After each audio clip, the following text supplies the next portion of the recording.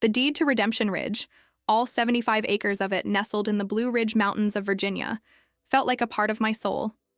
It wasn't just paper. It was the scent of pine and damp earth, the granite crags that glowed gold at sunset, and the tumbling waters of Swift Current Creek where my grandfather, Papa Ben, taught me to fly fish. He'd homesteaded that land, built the small, sturdy cabin with his own calloused hands, and etched his spirit into every rock and tree. My name is Amelia Hayes, and Redemption Ridge was more than my inheritance. It was my anchor. Papa Ben was a man of few words but deep currents. He'd look out over the valley, a hawk circling lazily above, and say, "This land, Amy girl, it ain't just dirt. It's a trust." He always made it clear, in his quiet, unshakable way, that the ridge would be mine. My older brother Ethan was different. He'd always been drawn to the gleam of the city, the pulse of commerce. He found the ridge isolated, the cabin charmingly rustic, a euphemism for primitive in his book, and Papa Ben's philosophies about land stewardship quaint but impractical for his ambitions in real estate development down in Richmond. When Papa Ben passed at 89, leaving the scent of wood smoke and wisdom behind. The grief was a heavy cloak. His will was read by Mr. Abernathy, the old county lawyer whose office smelled of aged paper and peppermint. Ethan received the entirety of Papa Ben's not insignificant investment portfolio, a sum that would undoubtedly accelerate his already comfortable trajectory. He'd put an arm around me, a practiced, smooth gesture. "Well, sis, looks like you're queen of the mountain." Redemption Ridge was my refuge. For 3 years after Papa Ben's passing, I drove the winding mountain roads from my small apartment in Charlottesville nearly every weekend. I'd mend fences, clear brush from Papa Ben's old trails, and spend hours on the cabin's porch, just breathing, listening to the language of the wilderness. The property taxes were a modest sum, a small price for such profound peace. Ethan, meanwhile, was making a name for himself in Richmond's competitive real estate scene, his social media a carefully curated stream of new listings, charity galas, and photos with local dignitaries. We were cordial but distant, connected by blood but separated by ambition and understanding. The betrayal, when it landed, wasn't a shout, but a cold, sterile whisper in the form of an official-looking envelope from the Roanoke County Assessor's office. I opened it absently, expecting the annual tax assessment. A chill snaked down my spine. Blue Summit Holdings? The name was utterly foreign. My fingers, suddenly clumsy, fumbled for my phone. My first call was to the assessor's office. After an agonizing hold, a weary-sounding clerk answered. "Yes, hello," I said, my voice tight. "I'm calling about parcel number 117A32. My name is Amelia Hayes.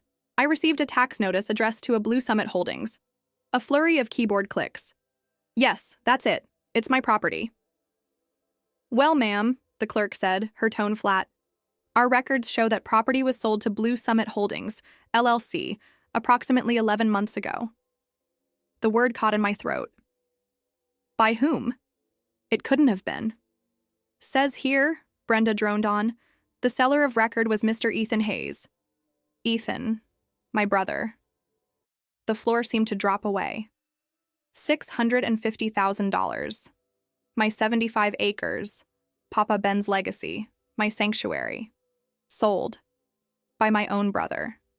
His earlier comment, "Queen of the Mountain," now echoed with a chilling, premeditated malice. Denial was my first refuge, then a volcanic surge of rage, followed by a desolate, hollow ache. I called Ethan immediately. He answered on the second ring, his voice smooth as polished riverstone.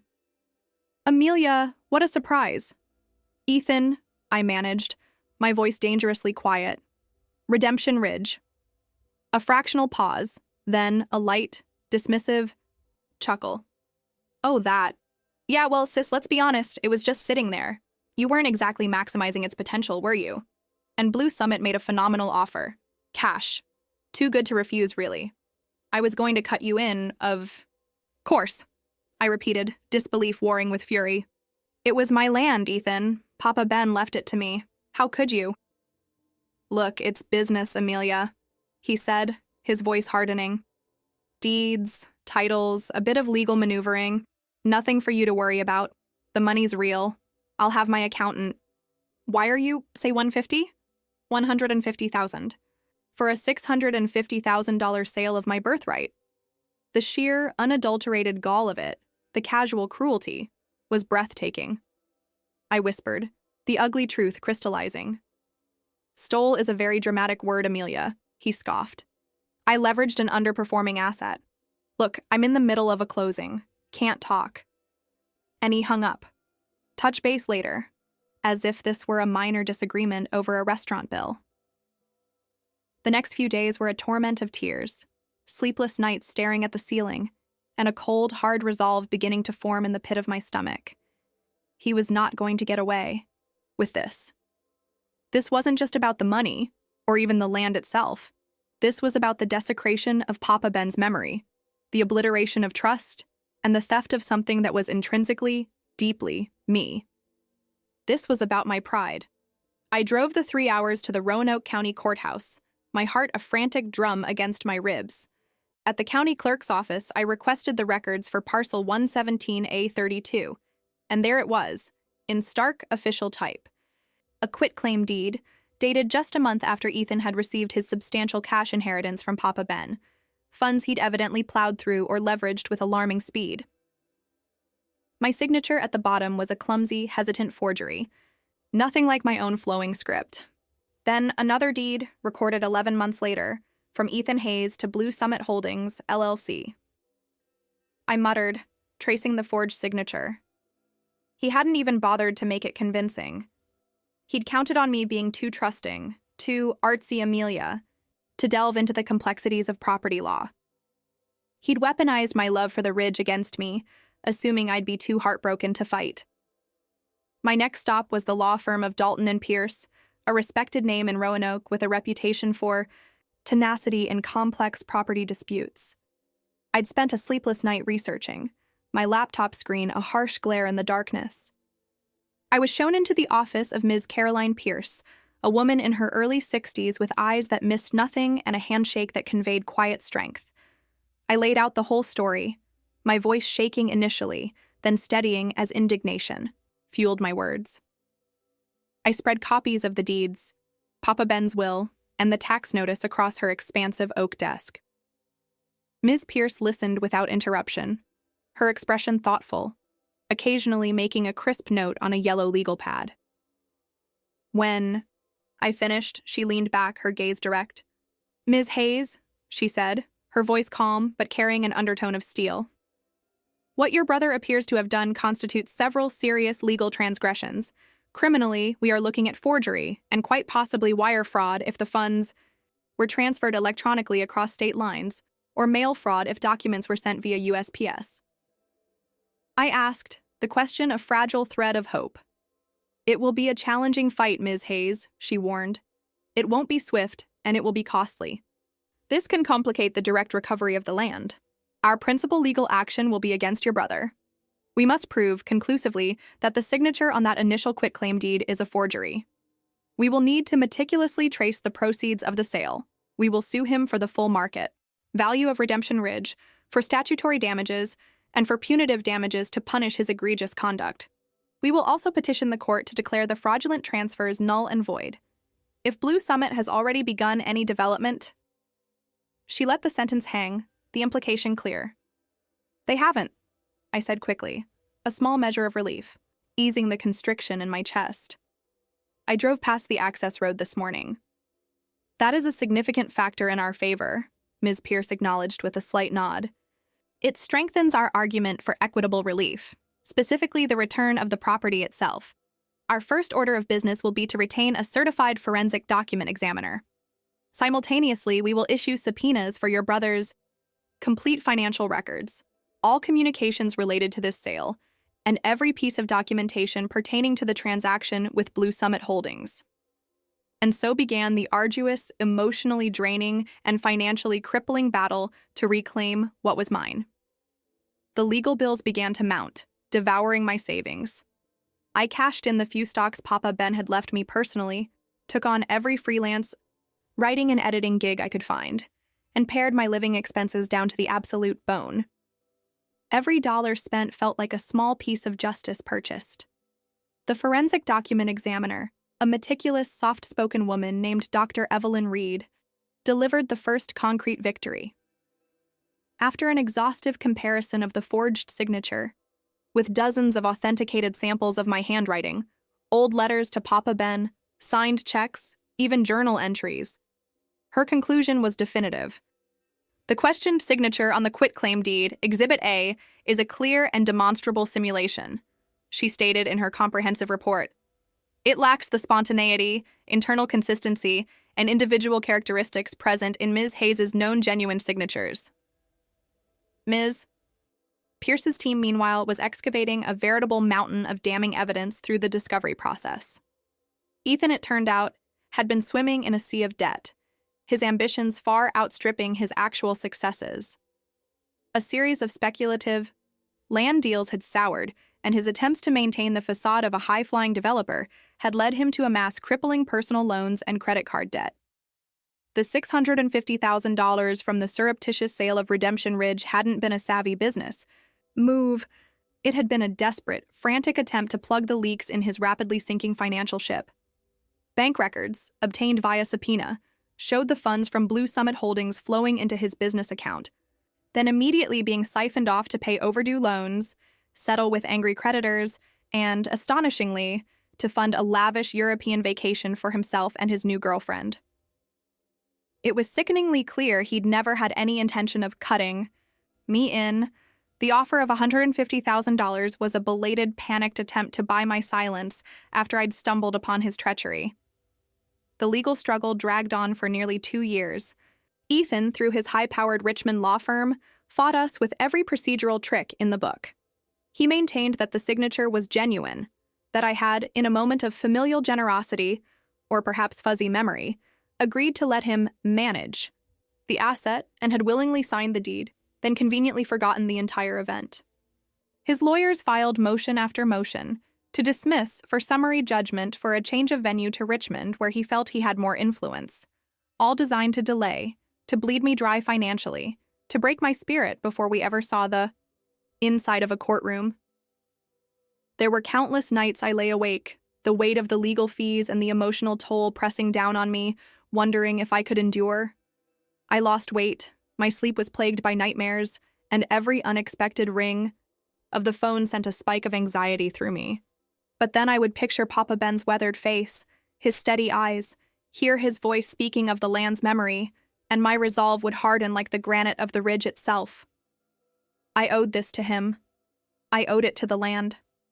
I owed it to myself. Finally, after what felt like an age, the trial date was set.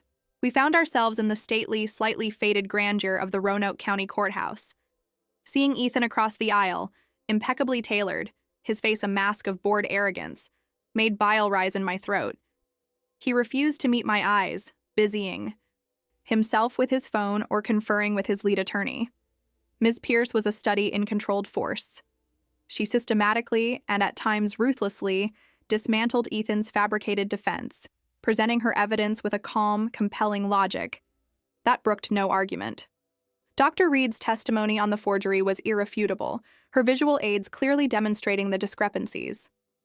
The complex web of financial records, painstakingly untangled by forensic accountants, painted a clear picture of Ethan's desperation and deceit. Ms. Pierce also called several character witnesses, old neighbors from the Ridge, friends of Papa Ben, who spoke with heartfelt conviction about Papa Ben's deep love for me and his unwavering, oft-stated intention for me, and only me, to inherit Redemption Ridge. When I took the stand, my legs felt like water. Ethan's lead counsel, a notoriously aggressive lawyer named Marcus Thorne, attempted to portray me as naive at best, vindictive and greedy at worst. But as I began to speak, to share my memories of Papa Ben, to articulate the profound, almost spiritual bond I felt with Redemption Ridge, my voice, though initially shaky, found its resonance. I looked directly at Judge Eleanor Vance, a jurist, known for her sharp intellect and no-nonsense demeanor, and I told my truth. I recounted the shock of the assessor's notice, Ethan's dismissive, insulting phone call, his paltry offer for my stolen heritage. The trial's most electrifying moment came during Ms. Pierce's cross-examination of Ethan. He sauntered to the stand, radiating an air of injured innocence and entitlement. He stuck to his preposterous story. I had willingly signed the deed, fully cognizant of its meaning. Mr. Hayes, Ms. Pierce began, her voice deceptively mild. Absolutely, Ethan affirmed, a smirk playing on his lips. Of course, Ethan replied smoothly. Ms. Pierce allowed a beat of silence to settle in the courtroom. Then she approached the witness stand, holding a small stack of documents. Ethan's smirk wavered.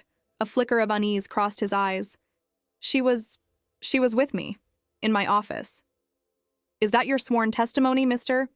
Ms. Pierce's voice was still quiet, but now it held a razor's edge. Because, Your Honor, she said, turning to Judge Vance, we have submitted into evidence authenticated airline boarding passes, hotel receipts from Asheville, North Carolina, credit card statements detailing purchases made in Asheville, and sworn affidavits from 3 workshop facilitators, all irrefutably confirming that on April 12th, and indeed for the entire week of April 10th through April 16th of that year, Ms. Yeo, she paused, allowing the full impact of her words to register. It would appear, Your Honor, that the courtroom was utterly silent. Ethan's face, moments before so arrogant, had drained of all color, leaving it a sickly, mottled gray. Even Marcus Thorne, his formidable attorney, looked momentarily stunned, his legal pad slipping from his grasp. The carefully constructed persona of Ethan Hayes, successful developer and wronged brother, was imploding in real time.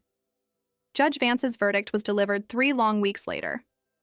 I sat in Ms. Pierce's office, the late afternoon sun slanting through the blinds, my hands clenched so tightly in my lap that my fingernails bit into my palms. Ms. Pierce read from the thick document, her voice calm and even. After thorough review of all testimony and submitted evidence, she began, then paused, and a rare, genuine smile illuminated her features. This court finds decisively and overwhelmingly in favor of the plaintiff, Ms. Tears, hot and stinging, welled in my eyes and streamed down my face. Tears of profound relief, of hard-won vindication, of sheer, unadulterated exhaustion. Ms. Pierce continued, the quitclaim deed dated April 12th year is hereby declared null, void, and of no legal force or effect, having been procured through fraudulent means and bearing a forged signature. Consequently, the subsequent deed of sale transferring the property to Blue Summit Holdings, LLC, is also declared null and void. Full, clear, and unencumbered legal title to parcel 117A32, commonly known as Redemption Ridge, is hereby restored to Ms. A choked sob escaped me. It was mine again. Papa Ben's legacy was safe, but the judgment wasn't over. Furthermore, Ms. Pierce read on, her smile widening.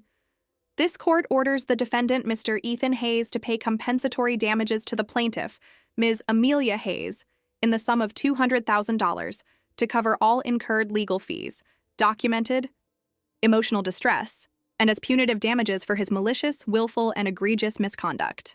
The defendant is also ordered to disgorge any and all profits, monies, or financial benefits received from, or in any way traceable to, the fraudulent sale of the aforementioned property to Blue Summit Holdings, LLC. Blue Summit Holdings, LLC, having been determined by this court to be an innocent third party acting in good faith, will be reimbursed its original purchase price of $650,000, plus reasonable associated transactional costs, directly by the defendant, Mr. The financial repercussions for Ethan were cataclysmic. Combined, he owed well over $750,000, not to mention his own substantial legal fees. His fancy cars, his downtown condo, his speculative land holdings, all would have to be liquidated. He had tried to steal my heritage, a place of heart and memory, and in doing so, he had orchestrated his own complete financial and social ruin. He had, in effect, lost everything he valued. The process of actually collecting the awarded damages from Ethan was another lengthy, often frustrating ordeal, involving liens, asset seizures, and protracted negotiations with his bankruptcy attorneys. But Ms. Pierce and her team were bulldogs. Blue Summit Holdings, to their credit, accepted the verdict with professionalism, their counsel expressing sympathy for my situation and promptly removing their signage from the ridge. It was the following autumn, nearly 4 years after Papa Ben had breathed his last, that I finally drove up the winding, rutted track to Redemption Ridge, the deed, now rightfully and solely in my name, resting on the passenger seat beside me. The aggressive no trespassing, property of Blue Summit Holdings signs were gone. In their place, nailed to the old oak at the entrance to the property, was a simple hand-carved wooden sign I'd made myself. Redemption Ridge, Amelia Hayes, Steward. The air was crisp, smelling of fallen leaves, pine resin, and the promise of wood smoke from my cabin's chimney. The creek tumbled over the rocks, its voice a familiar, comforting song. The cabin itself, my cabin, stood strong and welcoming, its weathered logs a testament to Papa Ben's enduring craftsmanship. I unlocked the heavy oak door, the old iron key cool in my hand, and stepped inside. Dust motes danced in the shafts of golden afternoon light. I spent the rest of that day, and many days thereafter, walking the beloved trails, my boots whispering through the fallen leaves, feeling the profound healing embrace of the forest. It was mine again, not just in the eyes of the law, but in the deepest recesses of my heart and soul, wholly, irrevocably mine. The cost of this victory had been immense. I had lost a brother, or, more accurately, I had been forced to shed the last lingering illusion of the brother I had once hoped he might be. The betrayal had left an indelible scar, one that would likely always twinge with a phantom ache. But standing on the porch of Papa Ben's cabin, watching the sun dip below the western peaks, painting the sky in hues of fire and amethyst, I felt a profound and unshakable sense of peace. I had fought for my inheritance, for Papa Ben's legacy, for the sanctity of the land, and for my own violated pride. I had stared down deceit, greed, and familial treachery, and I had, against all odds, prevailed. Redemption Ridge was safe, and its soul, like my own, was finally, blessedly, at peace. The whispers of the wind through the ancient pines no longer carried a mournful tune. They sang a quiet, resilient anthem of redemption.